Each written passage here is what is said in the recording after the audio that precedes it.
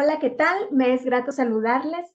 En los próximos minutos me voy a permitir presentar los resultados del estudio titulado Práctica Inclusiva y Entornos Virtuales, una revisión sistemática. Mi nombre es Alejandra Tejeda Martínez, soy psicóloga de formación y actualmente estudio el doctorado en psicología en la Universidad Nacional Autónoma de México. Como primer momento, me permitiré definir las variables que fundamentan la revisión sistemática para obtener una mayor claridad en los objetivos y alcances. Partimos de la inclusión educativa como categoría general y de alto impacto en la enseñanza en todos los niveles educativos. No obstante, es un constructo muy amplio del cual se derivan múltiples ejes de estudio.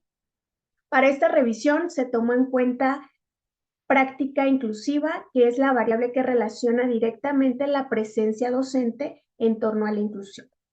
La finalidad del estudio será la indagación de la literatura relacionada con la práctica inclusiva y el uso de artefactos digitales, como los entornos virtuales, basados en las pautas y principios del diseño universal de aprendizaje, para la enseñanza de la psicología en bachillerato. Como sustento teórico de esta revisión, se toman en cuenta algunas definiciones conceptuales como las siguientes. ¿Qué entendemos por inclusión educativa? Garantizar las condiciones de acceso al conocimiento y construir nuevas maneras de hacer posibles procesos de enseñanza y aprendizaje más efectivos.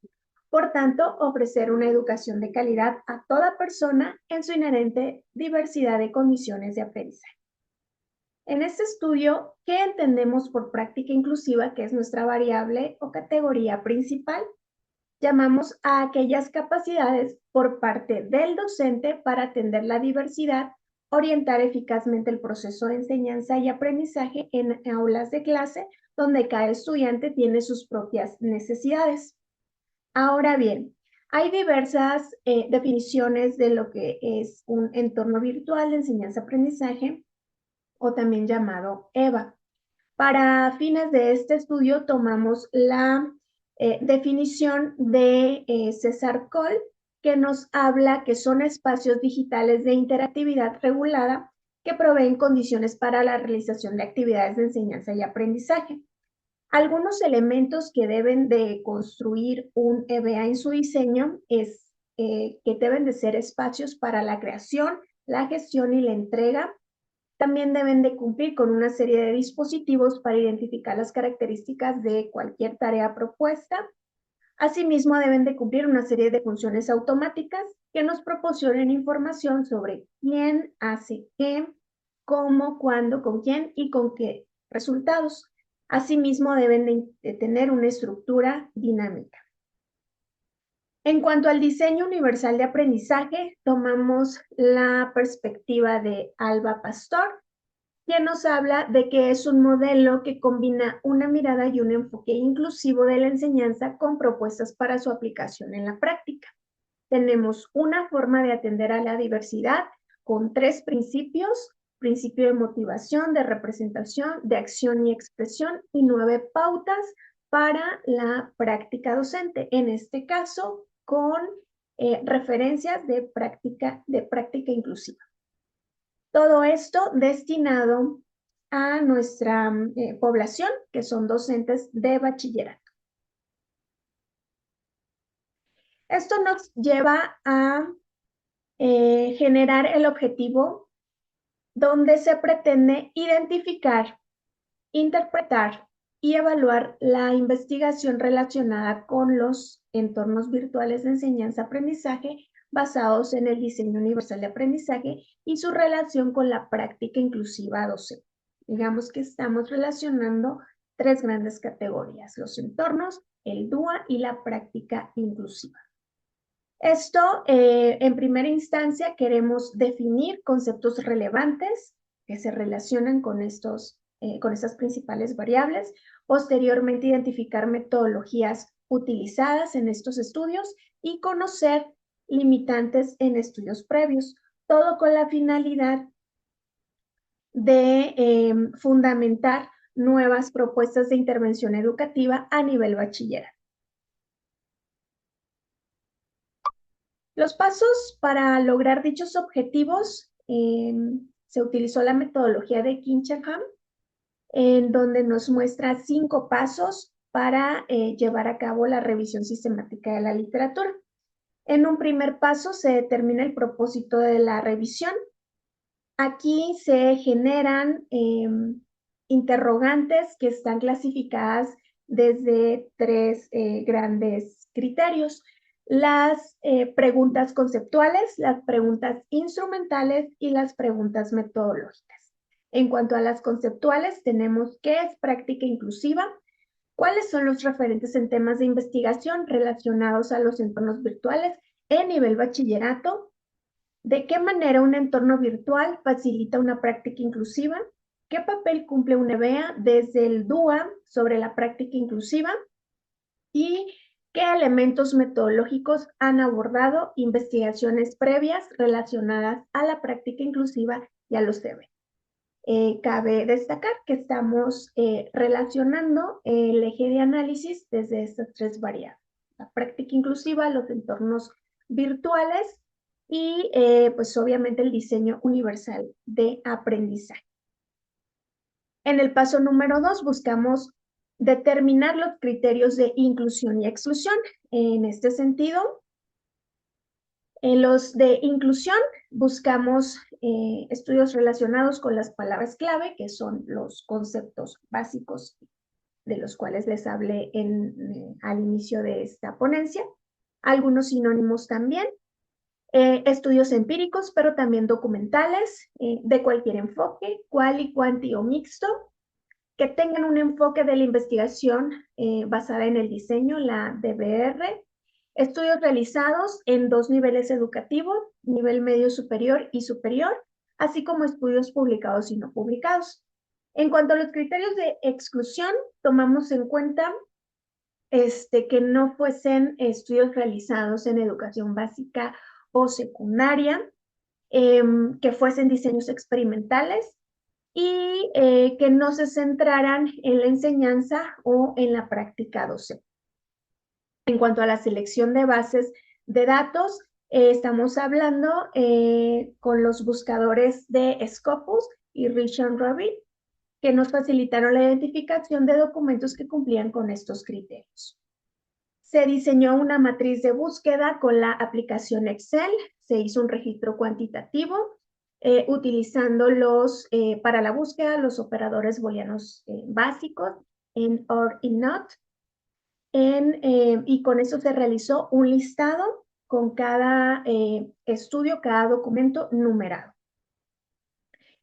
Para la selección, síntesis y escritura de esta revisión sistemática, se evaluó la calidad de los documentos, se leyó los resúmenes y el documento en general, buscando características como la metodología utilizada, el país de origen, el lugar de realización del estudio, algunos instrumentos que se utilizaron y los resultados que se obtuvieron.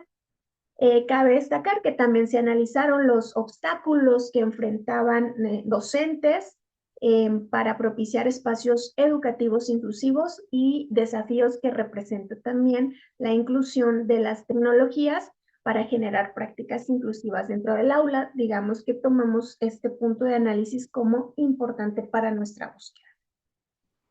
Los resultados de esta revisión se organizan en tres grandes apartados: la aportación conceptual, las publicaciones por año y los referentes teóricos. En cuanto a la aportación conceptual, vemos que los resultados permitieron establecer relaciones conceptuales entre categorías y palabras clave.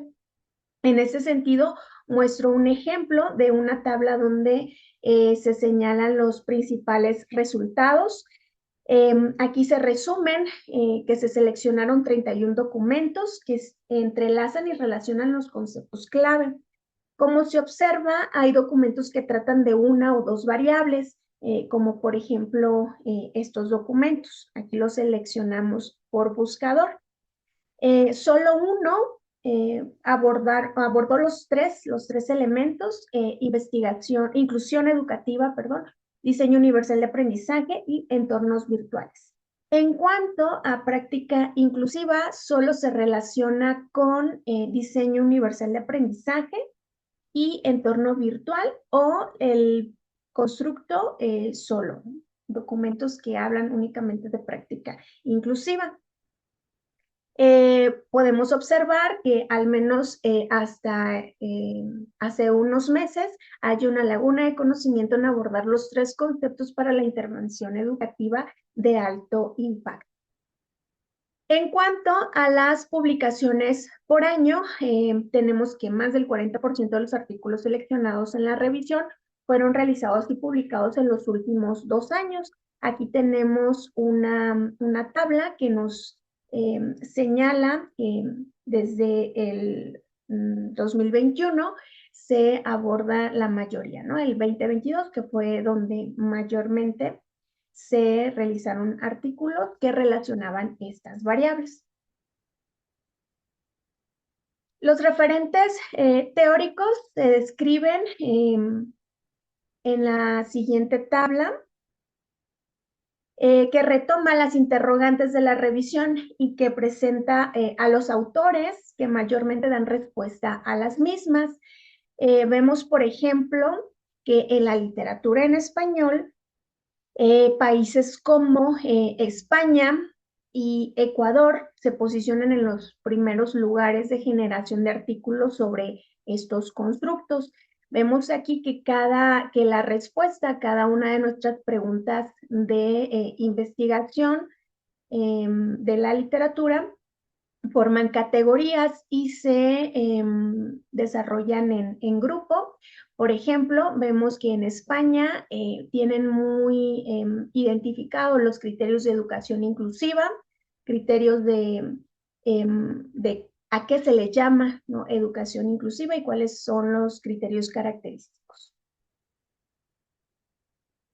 En cuanto a la discusión con el análisis detallado de estos hallazgos, se desarrolla un estado de la cuestión para establecer pautas para el diseño y desarrollo, validación de artefactos que basados en los principios y pautas del diseño universal de aprendizaje representan propuestas de intervención educativa sólidas para la práctica docente inclusiva desde un entorno virtual y de esta manera fortalecer los procesos de inclusión en el ámbito escolar utilizando las tecnologías.